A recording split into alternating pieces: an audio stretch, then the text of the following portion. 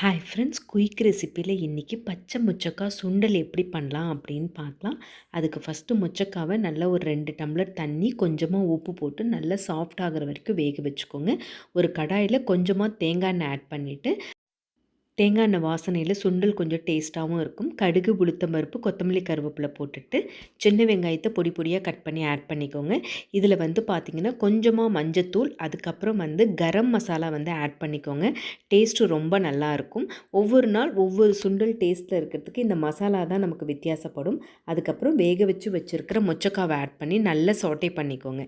இறக்க போகிற நேரத்தில் ஒரு 2லேருந்து 3 ஸ்பூன் கிரேட்டட் கோகோனட் ஆட் பண்ணிக்கிட்டிங்கன்னா ஒரு சூப்பரான சுண்டல் தயார். ஈவினிங் குழந்தைங்களுக்கு கொடுக்கறதுக்கான ஒரு பர்ஃபெக்ட் ஹெல்த்தி ஸ்நாக்காக இருக்கும். கண்டிப்பாக ட்ரை பண்ணி பாருங்கள். இதே மாதிரி இன்னொரு ரெசிப்பியில் பார்க்கலாம். தேங்க்ஸ் ஃபார் வாட்சிங். See you again.